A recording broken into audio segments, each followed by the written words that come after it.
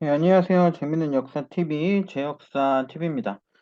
오늘 이제 그 지역인재 9급 2022년도가 오늘 이제 치러졌는데, 그 한국사 문제 같은 경우는 생각보다 난이도가 높지는 않았다고 보여져요. 생각보다 평이하게 나왔고, 어려운 부분은 실제로 좀 없었는데, 좀 달랐던 점은 그림이 나왔다라는 점이죠. 즉, 1번 문제랑 6번 문제에서 이제 사진 형태의 그림이 나온 거는 지역 인재에서는 흔치는 않은 경우인데, 일단 그림이 나오긴 했지만 유명한 문화재들이었기 때문에 어려운 부분은 아니었다라고 생각이 되고요. 요거에 대해서 해설 한번 시작해 보도록 하겠습니다. 역시나 어렵지 않았고 정치사가 많았고 누구나 풀 수 있는 문제. 제가 가르쳤던 학원들의 학생들이나 여러 가지로 봤을 때 평균은 90점 이상으로 잡아도 충분하다라는 그런 문제가 되겠습니다. 합격 컷은 85에서 90점 이상이라고 보시면 돼요. 자, 일단 요거 해설을 한번 해 보도록 하겠습니다. 1번 문제. 여기서 보이는 요 문화재 빗살무늬토기, 그 다음에 갈판과 가일돌, 여기 보이는 가락바퀴 실을 뽑는 도구죠. 모두 다 신석기 시대 때 사용됐던 거고, 신석기 시대와 관련돼서 옳지 않은 거, 이런 거 잘 보셔야 돼요. 옳지 않은 거니까 정답은 3번. 철제 농기구 자체가 이제 철기 시대니까 당연히 맞지 않겠죠. 정답 1번은 3번으로 가주시면 되고요. 그 다음에 이제 2번 문제로 한번 넘어가 볼게요.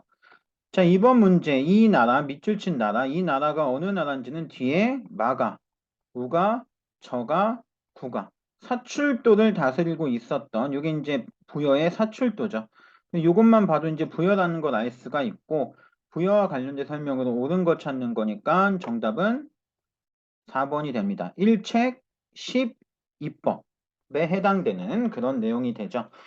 자, 1번에 이제 고구려 미천왕의 공격을 받아 멸망했다. 요거는 일단 한나라 4구년에 해당이 된다고 볼 수 있어요.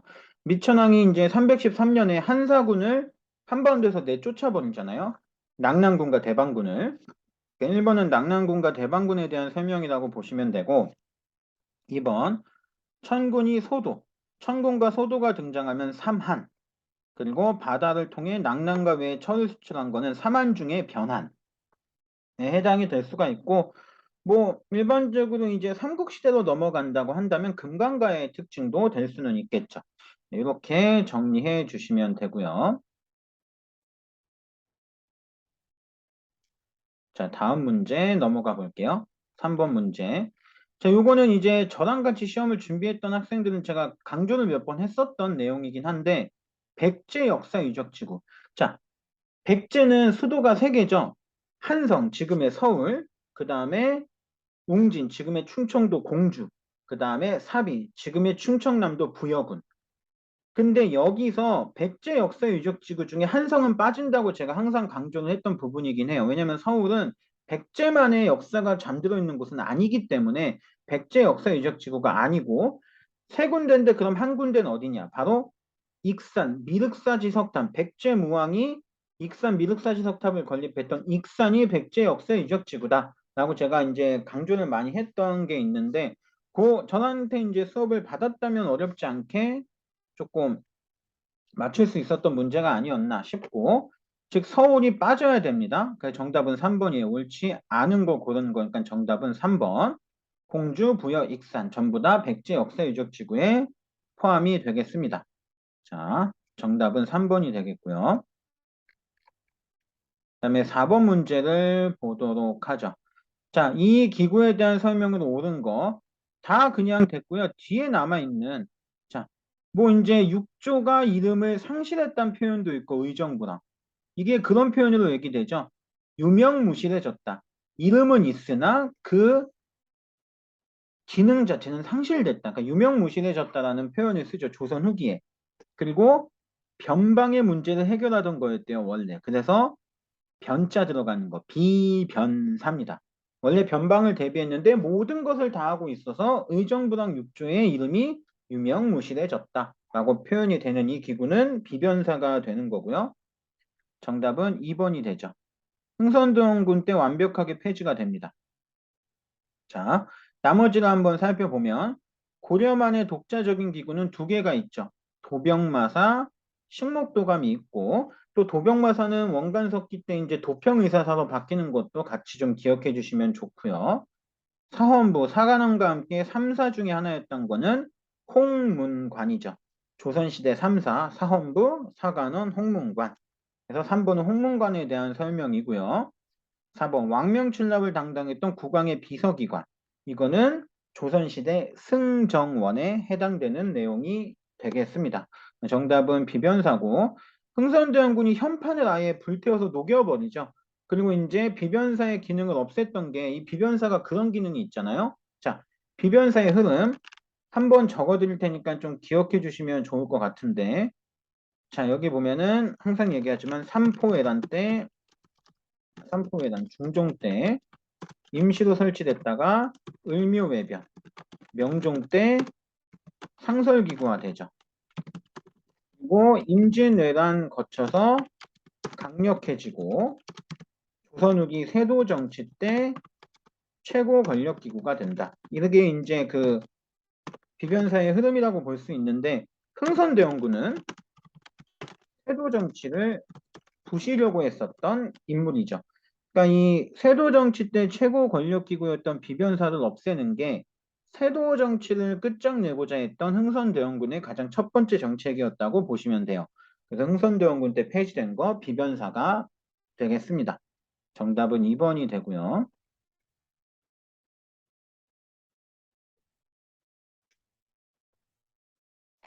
자, 그리고 문제 5번으로 넘어가 볼게요. 5번. 자, 문제 5번. 여기서 가시기에 해당되는 거. 자, 일단 백제 기준으로 봤을 때 근초고왕 4세기 때 얘기고요. 백제 한성 함락된 거는 그 5세기 백제 계로왕 때. 자, 요거는 6세기 백제 성왕 때죠. 신라는 그 당시 왕은 진흥왕이었고요. 요때 이제 당시 고구려 왕은 장수왕이었고 이때 당시 고구려 왕은 고국 원왕이었다. 정도 이제 캐치해 주시면 되는데 이게 이제 관산성 전투가 성황 때라고 제가 얘기를 드렸고 그러면 성황의 업적을 한번 먼저 캐치해 보면 방법이 좋아요. 이게 일반적으로 이렇게 나오는 경우는 뒤에 사건의 배경을 고르거나 뒤에 사건과 연관 있는 게 정답의 경우가 많거든요. 관산성 전투에서 성황이 죽었으니까 성황의 업적을 한번 체크해 본다 생각하면 정답은 1번 사비천도.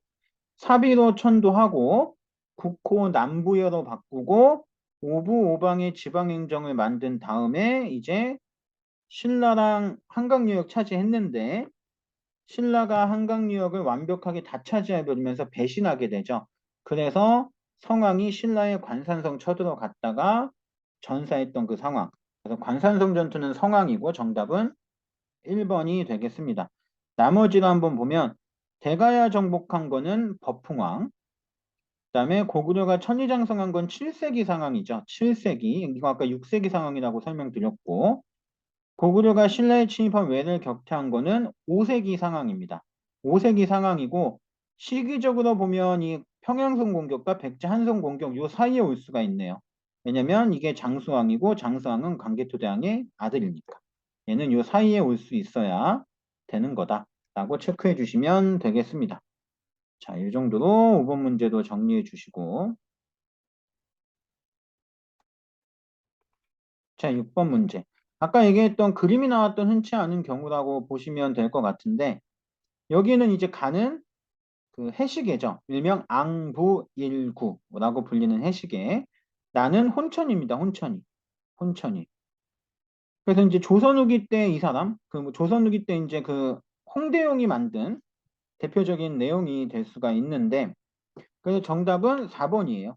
4번. 홍대용이 천체 운행을 연구하기 위해 사용한 혼천의.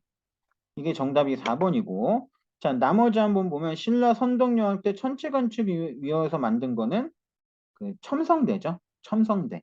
여기엔 없죠. 첨성대고 자 2번 사람들이 이거 빨리 풀려다가 2번을 혹할 수 있어요. 세종대왕 때 장영실이 만든 건 맞아요. 시간 측정하기 위해. 근데 얘는 아까 얘기했죠. 해시계. 이것 때문에 정답이 될 수 없습니다. 물시계는 자격루라는 게 있죠. 물시계는. 요거는 해시계고 앙불구가 되고요. 3번에 정약용이 기기도서를 참고해 만든 거는 수원화성건설에 같이 이용된 거중기가 되겠습니다.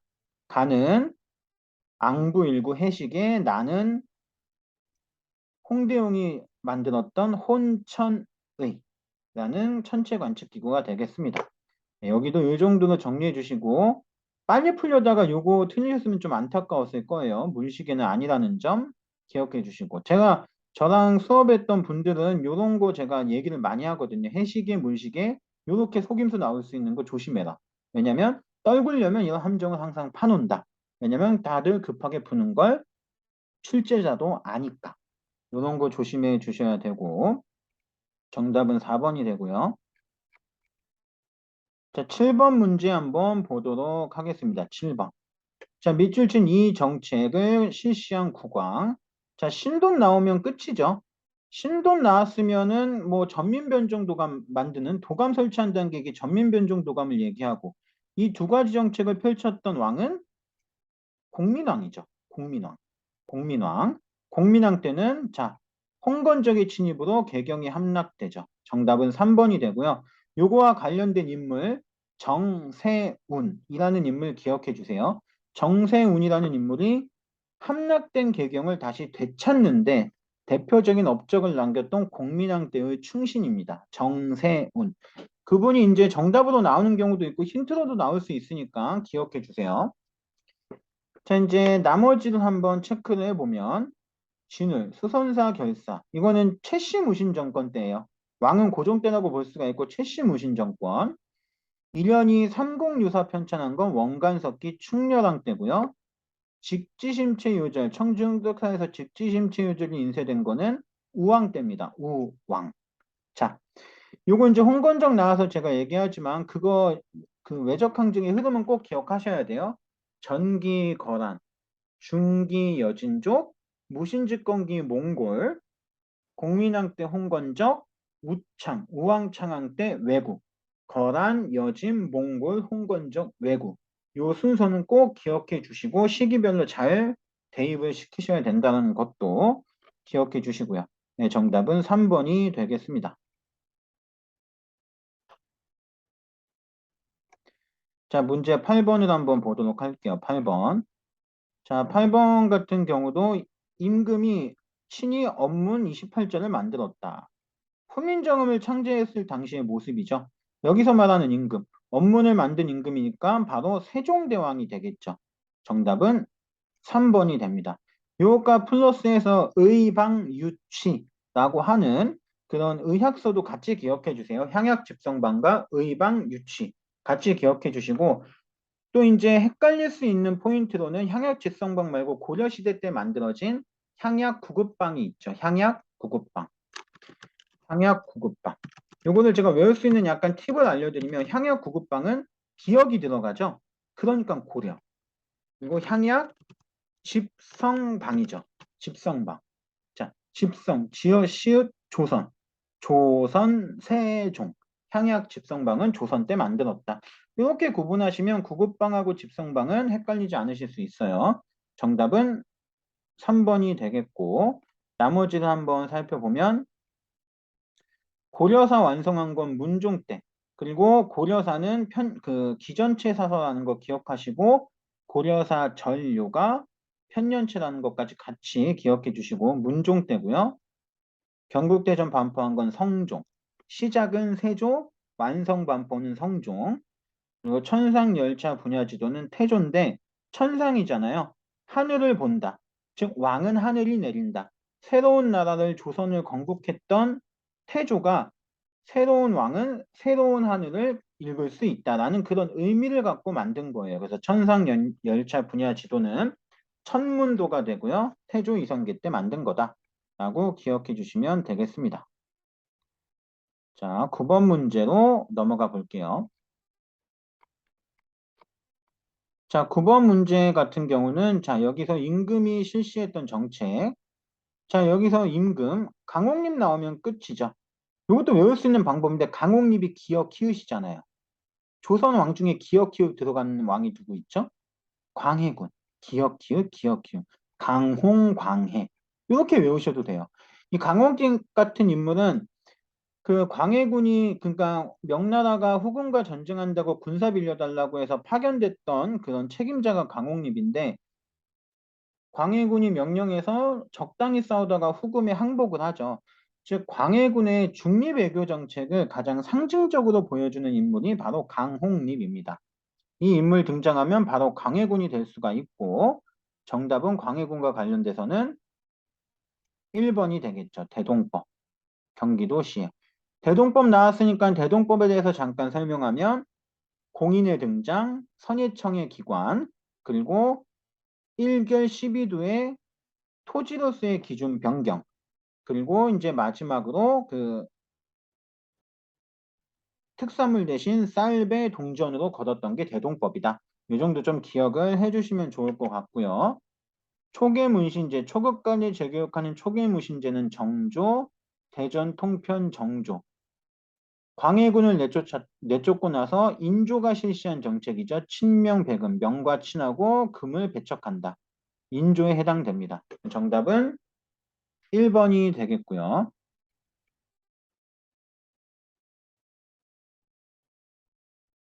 자, 나머지 한번 보도록 하죠. 밑에 10번 문제 한번 보도록 하겠습니다. 여기서 이제 특징이 나오죠. 세 손으로 즉위한 그 뒤에 수원화성을 건설하였다. 정조죠. 정조. 정조와 관련된 거니까 정답은 4번. 신의군대 장용영. 여기가 이제 장용영이 내영하고 외영이 있죠. 그 중에 외영이 수원화성에 배치가 되죠. 그렇게 연결만 또 잘 시켜도 왕을 몰라도 수원화성에 장용영 외영을 두었다. 라는 문장만 기억해도 연결되는 측면으로 맞출 수 있는 문제가 되고요. 자, 홍경래의 나는 순조. 삼정 이정청은 임술농민봉기와 관련 있고 철종, 균역법은 영조가 되겠습니다. 군포 2필에서 1필로 줄인 게 균역법이죠. 네, 균역법 잘 기억해 주시고 자, 문제 11번으로 넘어가 볼게요. 창간사. 자, 핵심 되는 게 요거예요. 방문국. 방문국에서 만든 신문은 요거밖에 없습니다. 한성순보. 자, 우리가 한성주보도 있는데 한성주보는 방문국하고 관련이 없는 이유는 방문국이 84년도 갑신전병 때 불타서 없어져요. 그러니까 86년도에 만들어진 한성주보에는 방문국이 관련이 당연히 없는 거고 방문국은 83년도에 83년도에 최초로 만든 신분 바로 한성순보고 요거에 대해서 특징만 조금 알려드리면 순한문이고요. 또 순자라는 글씨가 10을 뜻해요. 10. 숫자 10. 우리가 이제 할머니 할아버지를 칠순, 팔순 할 때 그 순. 즉 10일에 한 번씩 나오는 신문이기도 하다. 이게 한성순보고 정답은 3번이 되고요. 방문국하고 연결해서. 자, 독립신문은 독립협회가 만든 현재 신문의 날로 제정된 그런 창간 날짜와 똑같고요. 또 최초의 민간신문이다 라는 특징이 있고 황성신문은 국한문 혼용체고요. 그 을사조약에 반대하는 논설인 시일야 방성대곡이 이제 실렸던 신문이기도 하고요. 제국신문은 이종일이라는 분이 만든 신문이고 순 한글이고요. 부녀자를 중심으로 만든 신문이다. 정도로 정보 가져가 주시면 될 것 같습니다. 정답은 3번이고요. 자, 12번 문제를 보도록 할게요. 자, 나라의 빚이 1,300만 원이다. 이거를 갚아야 한다. 나라의 빚이니까 국채죠, 국채. 국채를 갚아야 한다. 즉, 보상해야 한다. 일명 국채 보상 운동이고요. 정답은 4번이 됩니다. 대구에서 시작됐고 서상돈이라는 인물에 의해서 실시가 됐죠. 그래서 2천만 국민이 20전씩. 자, 2천만 국민이 20전씩만 모으면 된다. 2천만 국민 20전씩. 요 포인트도 이제 국제보상운동의 핵심적인 내용이죠. 정답은 4번이 되고 그 대한매일 신보사 즉 베델이라는 인물이 이제 영국인 베델이 사장이어서 일본이 잘 건드리지 못했던 이 대한매일 신보사가 이런 국제보상운동을 많이 후원해줬다라는 건 유명한 내용 중에 하나죠. 기억해 주시고 자 1번 황무지 기간권 요구를 철회시킨 거는 그냥 보안회와 관련된 내용이고요. 공화정을 바탕에 둔 국가 건설을 목표로 삼은 건 신민회, 국제보상운동과는 관련이 없고요. 평양에서 시작되었고 토산품 애용을 했던 거는 일제강점기 1920년대에 있었던 물산 장려운동에 대한 내용입니다. 여기 어떻게 보면 여기 대한제국이 나오니까 일제강점기가 아니라는 것도 캐치가 가능하겠죠. 그래서 3번도 지워주시면 돼요. 자, 이렇게 해서 정답은 4번이 될 수가 있고요.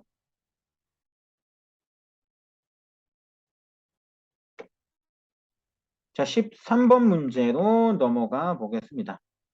13번 문제.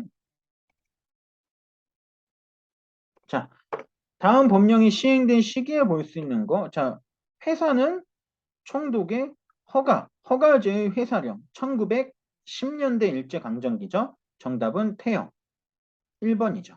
자, 나머지를 한번 보도록 할게요. 훈련을 받고 있는 별기군.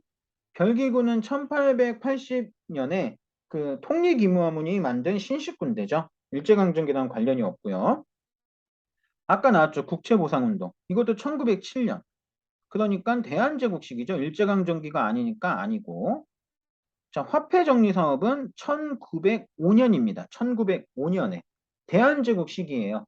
1차 한일협약으로 대한제국에 들어온 바로 제정고문 일본인 메가다가 실시한 게 화폐정리 사업이죠. 1905년이니까 일제강점기랑은 역시나 관련이 없어요. 자, 이거는 자, 2, 3, 4번이 다 대한제국 시기라는 것만 알아도 여기 총독 나오죠. 조선 총독. 총독이라는 게 일제강점기의 총독부의 그 수장이잖아요. 총독. 그러니까 이것만 알아도 이렇게 갈 수 있는 문제다. 라고 보시면 될 것 같습니다. 정답은 1번이고요. 난이도가 왜 쉬웠냐면 이게 원래는 뭐 10년대, 20년대, 30년대를 비교하는 게 일반적인데 이전 시기랑 비교했기 때문에 그렇게 어렵지 않았던 내용이라고 볼 수가 있고 자, 14번 문제 보도록 할게요. 자, 14번 문제. 가와의 전쟁 중에 있었던 거. 자, 살리타 나오죠. 살리타. 처인성 전투 나오고. 그래서 가는 몽골입니다. 몽골 장군 살리타를 처인성에서 죽였던 인물, 대표적인 인물로 김윤후 나오죠. 이 인물도 기억해 주시고, 나중에 충주산성 전투에서도 활약했던 김윤후. 즉, 가는 몽골입니다. 몽골. 몽골에 대한 거고요. 몽골과 관련돼서 옳은 거 고른 거니까 정답은 1번이 되겠네요. 몽골과의 전투에서 황룡사 구축 목탁과 함께 소실된 게 또 있죠. 하나 더. 바로 거란과의 전쟁 때 만들었던 초조대장경이 불에 타서 제조대장경을 다시 만들죠. 지금의 팔만대장경을 다시 만들죠. 어쨌든 같이 소실된 문화재는 초조대장경까지 같이 연결해서 기억해 주세요. 황룡사 구축 목탁과 초조대장경이 소실되었다. 기억해 주시고 아까 제가 그 흐름 기억하라고 했죠. 거란, 여진, 몽골, 홍건적, 왜구. 이 순서만 알면 알 수 있는 게 별무반은 여진과 관련된 거죠. 윤과. 그러니까 몽골 전쟁과 관련 없고 강감찬이 귀주대첩에서 한 건 거란이죠. 완전 초창기 모습이죠. 거란. 그러니까 답이 될 수 없고요. 뭐 서산대사나 사명대사는 승군을 이끌고 활약한 건 요거는 이 사명대사 같은 분은 조선시대 임진왜란, 일본과 싸웠던 임진왜란의 의병장이죠. 정답이 될 수 없고 정답은 1번이 되겠습니다. 1번. 자, 15번 문제로 넘어가 볼게요. 자, 15번 문제로 넘어가 보면 15번은 다음과 같은 개혁안을 발표했던 국왕. 자, 왕이 어떤 걸 받아들였는지 볼게요. 여기 보면 외관을 두는 거고 한 번에 다 보낼 수 없으니 십수곳의 주연을 나누어서 관할을 설치하고 두세 명의 관원을 두어 백성을 돌보는 임무를 맡기십시오. 자, 그리고 이때가 그러면 어느 왕 때지라고 보는데 시대가 어느 시대지라고도 헷갈릴 수 있는데 그냥 여기 보면 태조께서 통일한 뒤에 통일한 태조는 한 명이죠. 뭐 태조가 이성계도 있고 그 태조 왕건도 있지만 일반적으로 그 통일한 태조, 후삼국을 통일한 태조는 태조 왕건이니까 고려시대임을 알 수가 있고 고려시대에서 외관을 두고자 청한 거는 성종, 즉 최승로죠. 최승로가 성종에게 건의를 하게 되죠. 그래서 이거는 12목 설치와도 관련이 되어져 있는 문장이 되고요. 원래 이 중간에 청컨대 외관을 두서서 이게 나와야 되는데 좀 어렵게 내려고 그런지 몰라도 그걸 뺐네요. 일단 뺐는데 이거는 성종이 최승로의 건의를 받아들였던 시무 28조의 내용이고요. 성종과 관련돼서는 정답 2번. 자, 요것도 그 흐름인데 최승로가 유교 정책을 굉장히 강조했던 인물이죠. 불교의 행사는 억압하면서. 자, 유교 정책 강조해요. 그러면 최승로가 당연히 유교 정치하려면 유교를 배워야 한다고 당연히 주장했겠죠. 그래서 유교를 가르치는 중앙학교 국자감도 성종 때 설립이 된 겁니다. 그 흐름으로 같이 기억해 주세요. 최승로의 유교 정치 강조와 유교 교육의 강화, 그래서 국자감의 설치까지 다 성종. 네, 포인트로 기억해 주시면 되고요. 훈요 10조는 태조 왕건, 광덕준풍의 연호는 광종, 쌍기의 건의를 받아들여 과거지 실시한 것도 역시 광종이 되겠죠. 정답은 3번이고요.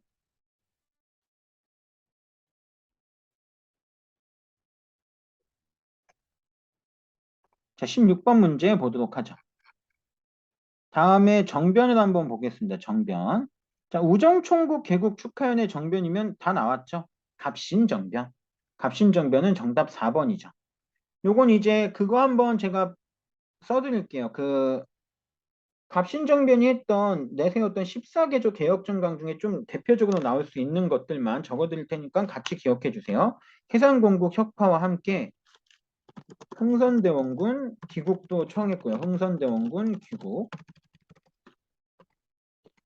그리고 그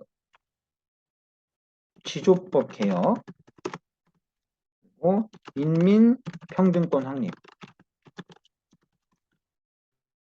네, 청에 대한 조공허례 폐지 이런 포인트가 이제 나올 수가 있어요. 요거랑 함께 해서 해상공고까지 같이 좀 기억해 주시면 좋을 것 같아요.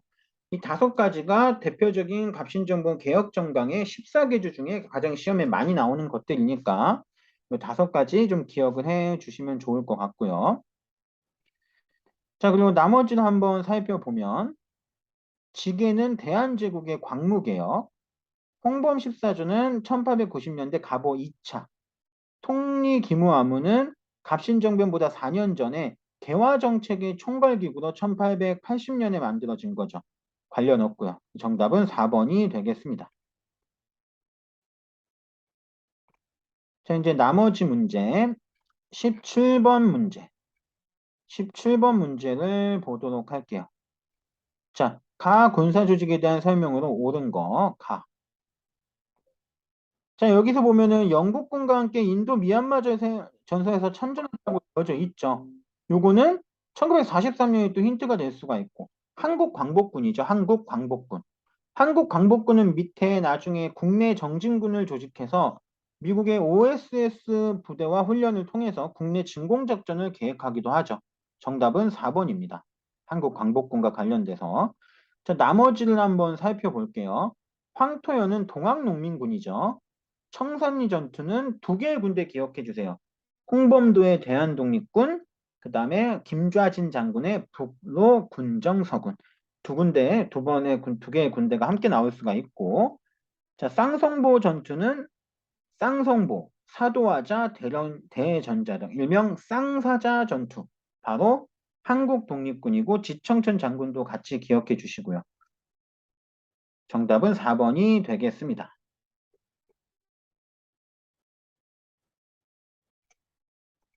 자, 문제 18번을 한번 보도록 할게요. 자, 우리는 대일본 제국의 신민이다. 천황께 충의를 다하겠다. 이런 내용은 황국 신민서사. 천황이 다스리는 군대는 일본이 당시 황국이라고 불렀거든요. 황국 신민서사. 1940년대에 일제 민족 말살 정책의 일환으로 40년대에 강조됐던 모습이죠.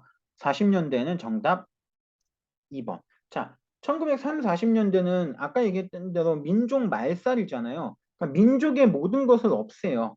그거는 2가지가 있죠. 민족 정신을 없애는 가장 첫 번째는 민족의 가장 정체성을 보여줄 수 있는 글, 즉 한글을 없애는 건데 그래서 일본식 성명, 즉 일본식으로 이름을 바꾸는 거죠. 한글식 이름은 없애는 거고 또 한글로 된 신문, 조선일보, 동아일보도 폐간시키고요.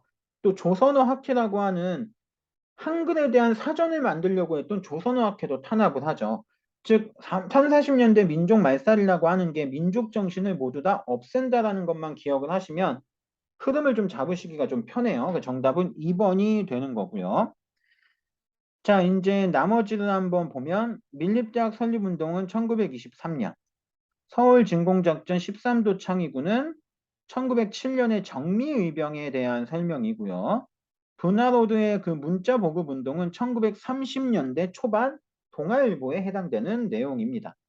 자, 이 한국인들이 요거 암송하던 시기니까 1937년경부터 한국신민서사 암송을 강요해요. 그 이유와 관련된 거니까 1940년에 있었던 여기 창씨개명이 나올 수밖에 없습니다. 분화로드 운동이 31년경이라고 해도 이 아까 얘기했던 한국신민서사가 37년부터니까 이걸 암송하던 시기는 아니죠. 그러니까 그 뒤의 모습을 봐야 되니까 정답이 2번이 되겠습니다. 자, 이렇게 정리해 주시고.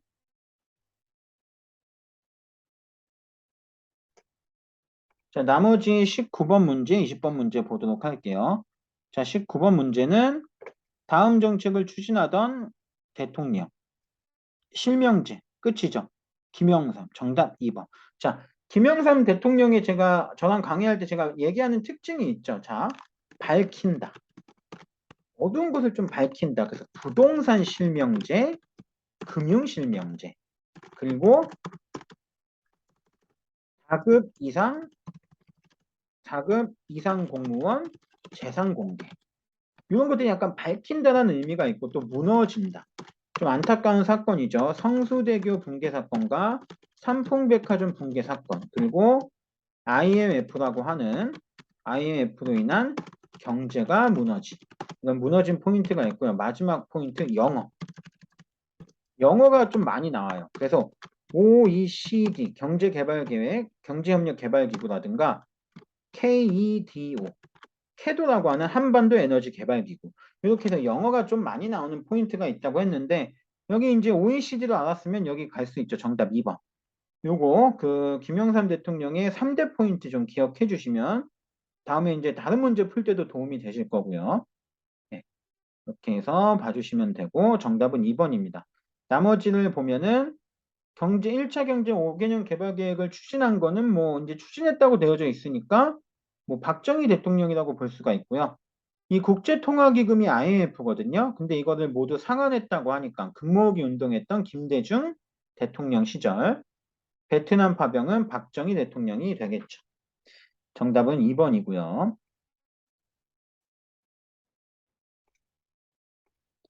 자, 문제 20번 한번 보도록 할게요. 20번. 자, 다음 자료가 발표된 민주화운동. 우리는 왜 총을 들 수밖에 없는가? 그리고 여기 18일이라고 하는 포인트도 나오죠. 총을 들었던 거니까 바로 시민군을 형성할 수가 있죠. 자, 총을 들었던 시민군은 5.18 광주 민주화운동, 즉 총을 들어서 시민군이 형성돼서 저항한 거는 5.18 광주 민주화운동밖에 없죠. 정답은 3번이 되고요. 자, 이 5.18 민주화운동과 관련돼서 나올 수 있는 또 하나의 포인트는 신군부. 대통령이 되기 전이었던 전두환의 신군부가 계엄령 확대하니까 그걸 막으려고 나왔던 게 5.18 민주화 운동이죠. 신군부라는 포인트가 나오는 것도 5.18 민주화 운동과 관련이 있다. 기억해 주시고요. 나머지 한번 보도록 할게요. 일단 정답은 3번이고요. 자, 4.19 혁명은 이승만 전 대통령 때 이승만 대통령이 하야하고 또 제3차 개헌의 내각 책임제 개헌으로 이어지면서 장면 정부가 나왔던 결과가 나오게 되는 게 4.19 혁명이고요. 부마 민주항쟁 같은 경우는 그 박정희 집권 시절에 있었던 민주항쟁이 되고요. 6월 민주항쟁은 6.29 민주화 선언을 이끌어냈던 또 전두환의 장기 집권을 막을 수 있었던 정두환을 끌어내렸던 대표적인 민주항쟁이죠. 뭐 6월 민주항쟁은 요 단어 꼭 기억해 주시고요. 호원철폐. 호원철폐. 그 이제 직접 선거에 의한 개헌 요구가 있었는데 전두환이 그거 못하겠다. 그게 이제 호원 조치죠. 지금 못 바꾸고 다음에 바꿔줄게. 이렇게 했다가 국민들이 열받아서 밀고 나오니까 호언 철폐하고 민주화로 이제 직접 선거 해주겠다는 게 6.29 민주화 선언이잖아요. 6월 민주항쟁 때는 호언 철폐라는 그런 단어가 핵심으로 기억을 하셔야 되는 포인트가 되겠습니다. 네, 정답은 이제 3번이 되겠고요. 자, 이렇게 해서 이제 지역인재 구급과 관련된 문제 해설을 전부 다 맞춰봤는데, 풀다 보면 아시겠지만 문제가 많이 어렵지 않았고요. 그래서 평균 점수로는 저한테 배웠던 학생들의 평균 점수는 90점. 그래서 합격점은 90점 이상이 돼야 되지 않았을까? 뭐 적어도 85점 이상은 아래쪽을 최하 점수하고 봐도 90점은 넘겨야 되지 않았을까라고 볼 정도로 난이도는 그렇게 어렵지 않았던 시험이 되겠습니다. 자, 어쨌든 그 특성하고 학생들이 보는 시험이 이제 이 지역인재 9급인데 다들 이제 학교 공부와 병행하느라 많이 힘들었을 거예요. 학교 공부도 병행하면서 이 시험을 준비해서 굉장히 고생 많이 했고 또 이제 이걸 해설로 기반해서 다음 문제를 준비하는 그 특성하고 학생들이나 이런 분들도 잘 이제 정리해서 내년 시험을 준비했으면 좋겠다는 생각이 들고요. 아무튼 다들 고생하셨고 이 문제 해설 영상은 여기서 마치도록 하겠습니다. 감사합니다.